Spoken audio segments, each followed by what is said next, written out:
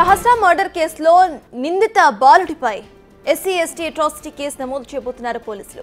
Crime series చూసి బాలుడు criminal కావాలి అనుకున్నాడని అంటున్నారు పోలీసులు. బాలుడి ఫోన్లో తాము పెద్ద ఎత్తున క్రైమ్ సిరీస్లు కనుగొన్నట్టుగా చెప్తున్నారు వాళ్ళు.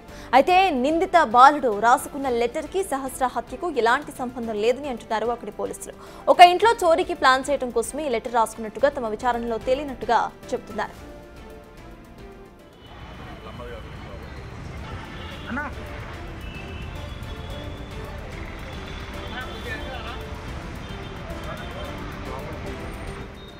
సహస్ర మర్డర్ కేసు మిస్టరీకు సంబంధించి నిందిత బాలుడిపై ఎస్సీ ఎస్టీ అట్రాసిటీ కేసు నమోదు చేయబోతున్నారు పోలీసులు. క్రైమ్ సిరీస్ ను చూసి ఇన్ఫ్లుయెన్స్ అయినట్టుగా పోలీసులు చెప్తున్నారు.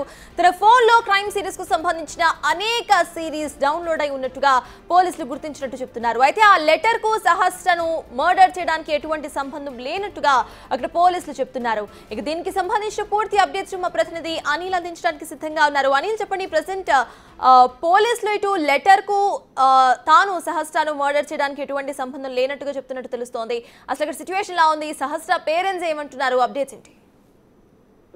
ఈ సహస్ర హత్య కేసులో భాగంగా ఈ రోజు మరోసారి పోలీసులు ఒక కీలక విషయాలు అయితే బయటికి తీసుకొచ్చారని చెప్పాలి. దీనికి సంబంధించి అంటే సహస్ర హత్య కేసులో భాగంగా ఏదైతే హంతకుడు బాబు 14 ఏళ్ల బాబు హత్య చేసిన టైంలో ఇతను ఏదైతే లెటర్ యూజ్ చేశాడో ఆ లెటర్ సహస్రాన్ని హత్య చేసేందుకు కానీ అదే విధంగా దొంగతనం చేసేందుకు కానీ యూజ్ చేసినట్లుగా ఎక్కడ కూడా నిర్ధారణ కాలేదని వాళ్ళు గుర్తించినట్టుగా కూడా తెలుస్తుంది. అందులో భాగంగానే ఆ లెటర్ కి ఈ హత్యకి ఎలాంటి సంబంధం లేదని కూడా చెప్పడం జరిగింది. అదే విధంగా దీనికి సంబంధించి ఇతను గతంలో అంటే ఈ హత్యకి పాల్పడే ముందు, ఈ దొంగతనానికి పాల్పడే ముందు ఎప్పుడు కూడా సిఐడికి సంబంధించిన సిరీస్ అనేవి, క్రైమ్ సీన్స్ అనేవి చాలా ఎక్కువగా చూసేవాడని చెప్పేసి ఎక్కువగా తన యూట్యూబ్ లో వీటికి సంబంధించిన వీడియోస్, ఈ క్రైమ్ సీన్స్ సంబంధించిన వీడియోసే కనిపించాయని చెప్పేసి తన హిస్టరీలో చెక్ చేస్తే మొత్తం అవే ఉన్నాయని చెప్పేసి తను మొత్తం కూడా మెంటల్ గా కావచ్చు, అదే విధంగా మైండ్ మొత్తం కూడా ఇతను క్రిమినల్ మైండెడ్ గానే ఉన్నట్టుగా కూడా పోలీసులు గుర్తించడం జరిగింది. ఇందులో భాగంగానే ప్రెసెంట్ ఇతను జువెనైల్ హోమ్ లో ఉన్నాడు. ఏజ్ ప్రకారం ఇతను మైనర్ కావడంతో జువెనల్ హోమ్ లో ఉన్నాడు. ఇప్పుడు మాత్రం అంటే ఇతను ఏజ్ పెరిగిన తర్వాత ఇతన్ని మరో పెద్ద జైలుకి తీసుకొస్తారు. అదే విధంగా దీనికి సంబంధించి ఇప్పటికే ఎస్సీ ఎస్టీ అట్రాసిటీ కేసులో భాగంగా ఇతని మీద కేసు నమోదు చేసే అవకాశం కూడా ఉంది. ఎప్పుడైతే ఇతను ఏజ్ పెద్దగా అవుతుందో, ఏజ్ ఎప్పుడైతే పెద్దగా అవుతుందో ఆ టైంలో 18 years దాటిన తర్వాత ఇతన్ని మరోసారి ఈ కేసుని ఇప్పటికే ఇతను ఈ సిఐడి వెబ్ సిరీస్ చూస్తూ, ఈ సిఐడి సిరీస్ మొత్తం క్రైమ్ సీన్స్ చూస్తూ ఈ విధంగా హత్యకు పాల్పడ్డాడు. కాబట్టి గతంలో అంటే ఈ సహస్రాన్ని ఎప్పుడైతే హత్య చేశాడో హత్యకి బిఫోర్ ఈ లెటర్ ని 1 month బిఫోరే వేరే చోరీ చేయడం కోసం, వేరే దొంగతనం చేయడం కోసం రాసుకున్నట్టుగా కూడా పోలీసులు గుర్తించారు. సో ఇందులో భాగంగానే ఈ హత్యకి అదే విధంగా ఈ లెటర్ కి ఎలాంటి సంబంధం లేదని పోలీసులు అయితే నిర్ధారించారు. నిర్ధారణలో భాగంగా ఇతను మొత్తం కూడా క్రిమినల్ మైండెడ్ కలిగిన వ్యక్తిగా ఉన్నాడని చెప్పేసి పోలీసులు గుర్తించడంతో ఇతని పైన ఎస్సీ ఎస్టీ అట్రాసిటీ కేసు కూడా నమోదు చేసే అవకాశం కనిపిస్తుంది. ప్రెసెంట్ ఇతను మైనర్ గా ఉన్నాడు కాబట్టి ప్రెసెంట్ జువెనల్ హోమ్ లో ఉంటాడు. ఆ తర్వాత ఈ కేసు కూడా కొనసాగే అవకాశం ఉంటుంది. ఈ అట్రాసిటీ కేసు నమోదు చేయాలంటే ఇతని ఏజ్ 18+ అవ్వాల్సి ఉంటుంది. కాబట్టి ఎప్పుడైతే ఇతను 18+ అవుతాడో ఆ తర్వాత తినకు సంబంధించి మరోసారి ఈ కేసుకు సంబంధించి విచారణ జరుగుతుంది. విచారణలో భాగంగా తిన మీద కనుక ఆ కేసుకు సంబంధించి నిందితుడని భావిస్తే ఖచ్చితంగా ఇతనికి మరోసారి జైలు శిక్ష ఉండే అవకాశం ఉంటుంది. దానికి సంబంధించిన కేసులో భాగంగా అతనికి శిక్ష అయితే ఖచ్చితంగా ఉండే అవకాశం ఉంటుంది. కాబట్టి ఇప్పటికే ఈ సహస్ర హత్య కేసు విషయంలో ఇతను హత్య చేయడానికి గల కారణం కావచ్చు, ఇతను ఏ విధంగా అయితే చేస్తారు తాజ్. ప్రెసెంట్ ఇందాక మీరు చెప్పినట్టు ప్రెసెంట్ ఆ బాలుడి స్టేజ్లో ఇటు జువైనల్ లాస్ అట్రాక్ట్ అవుతాయి. కాబట్టి దీనికి సంబంధించి అసలు సహస్ర పేరెంట్స్ ఏమంటున్నారు? వాళ్ళు ఆ అబ్బాయికి పడుతున్న ఆ శిక్షకు సంబంధించి అసలు వాళ్ళ సైడ్ ఆఫ్ వ్యూ ఎలా కనిపిస్తుంది?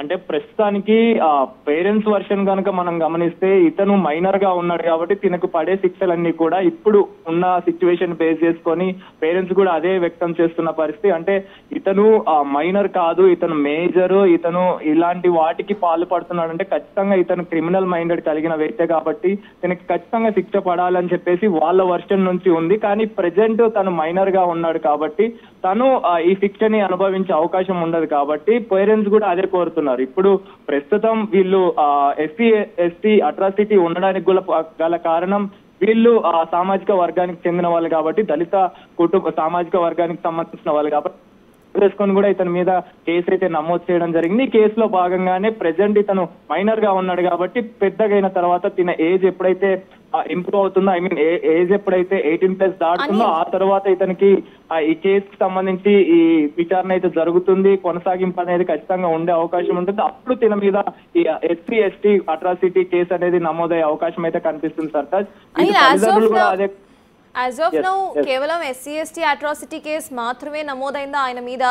ఇటు మర్డర్ కేసుకు సంబంధించి అవేమీ అటు నమోదు చేయలేదా పోలీసులు? అట్ ద సేమ్ టైం లెటర్కు సంబంధించి కూడా మాట్లాడుతూ లెటర్కు సహస్ర హత్యకు సంబంధం లేదు అంటూ కూడా ఇటు పోలీసులు చెప్పారు. సో దాని గురించి కూడా అసలు అక్కడ పేరెంట్స్ కానివ్వండి లేకపోతే మిగతా వాళ్ళు అసలు ఏమంటున్నారు అక్కడ?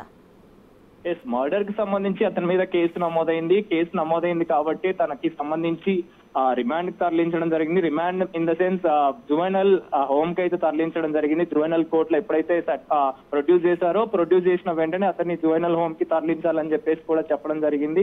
అందులో భాగంగానే పేరెంట్స్ వర్షన్ కి వచ్చినా, లేదా వాళ్ళ పక్కనున్న స్థానికుల వర్షన్ కి వచ్చినా కానీ, లేకపోతే వాళ్ళ బంధుమిత్రులు వీళ్ళంతా కూడా దీనికి సంబంధించి వీళ్ళు దళిత కుటుంబానికి సంబంధించిన వాళ్ళు ఉన్నారు కాబట్టి ఇతను దాడి చేసిన సమయంలో కావచ్చు, సహస్రానికి సంబంధించిన విషయానికి కావచ్చు, ఇతను తిను దళిత కుటుంబానికి చెందిన పాపగా ఉన్నారు కాబట్టి దీన్ని బేస్ చేసుకునే ఇతని మీద SC/ST అట్రాసిటీ కేసు అనేది ఉండనుంది. ఈ కేసులో భాగంగానే ఒకవేళ కనుక ఇతను ఎప్పుడైతే 18+ దాటుతుందో, 18+ దాటిన వెంటనే ఈ కేసుకు సంబంధించి ఇప్పటికే మర్డర్ కేసులో తిను ఉన్నాడు. ఆ మర్డర్ కేసుకి కొనసాగింపుగా ఈ SC/ST కేసుకు సంబంధించి కూడా తన మీద నమోదయ్యే అవకాశం ఉంది. ఆ అవకాశం కనుక ఉంటే ఖచ్చితంగా తినకి శిక్ష అనేది ఇంకా ఎక్కువగా ఉండే అవకాశం కూడా కనిపిస్తుంది. సర్తాజ్ రైట్ అనిల్, ప్రెసెంట్ ఆ బాలుడికి సంబంధించిన పేరెంట్స్ ఎవరైనా సీన్ లోకి ఎంట్రీ ఇచ్చారా? వాళ్ళ తరపు అసలు ఎటువంటి వాదనలు వినిపిస్తున్నాయి? వాళ్ళు ఏమంటున్నారు?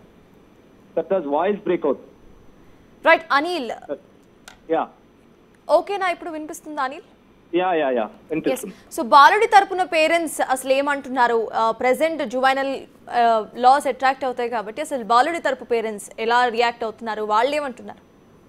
అంటే ఇప్పుడు ప్రెసెంట్ ఏదైతే పోలీసులు తెలిపిన వివరాల ప్రకారం అతను హత్యకు సంబంధించి కావచ్చు, అదే విధంగా ఈ కేసుకు సంబంధించి అంటే SC/ST అట్రాసిటీకి సంబంధించి కావచ్చు, ఈ వివరాలు ఒక్కసారిగా పోలీసులు తెలపడంతో తల్లిదండ్రులు కూడా ఒక రకంగా ఇప్పటి వరకు కూడా తన కూతుర్ని పోగొట్టుకున్నాము అంటే తను మైనర్ కాదు మేజర్, అతను ఖచ్చితంగా ఈ క్రిమినల్ మైండ్ తోటే ఇవన్నీ కూడా వ్యవహరించాడని చెప్పేసి తనకి శిక్ష ఖచ్చితంగా పడాలని చెప్పేసి ఎప్పుడైతే వాళ్ళు కోరుకున్నారో అదే విధంగా ఈ రోజు పోలీసులు తెలిపిన వివరాల ప్రకారం తనకు సంబంధించి ఈ హత్యకు పాల్పడే టైంలో అతను ఏదైతే వ్యవహరించాడో తన ప్రవర్తన కావచ్చు, తన యొక్క బిహేవియర్ కావచ్చు, మొత్తం కూడా క్రిమినల్ మైండెడ్ కలిగిన వ్యక్తిగానే ఉన్నాడు. దానికి సంబంధించిన సీన్ ఆఫ్ యాక్షన్స్ కావచ్చు, ఇవన్నీ కూడా తను ముందుగానే ప్రిపేర్డ్ గా ఉన్నాడు కాబట్టి ఖచ్చితంగా ఇతనికి ఈ SC/ST అనే అట్రాసిటీ కేసుకు సంబంధించి వెంటనే పేరెంట్స్ కూడా తెలవడం, ఆ పేరెంట్స్ కూడా కొంచెం ఇప్పుడు సంతృప్తిగా ఉన్నట్టుగా కూడా మనకు తెలుస్తుంది. సంతోషం వ్యక్తం చేస్తున్న పరిస్థితి మనకు కనిపిస్తుంది. కానీ ఎప్పటికైనా తీరని లోటు కూతురు లేదు అన్న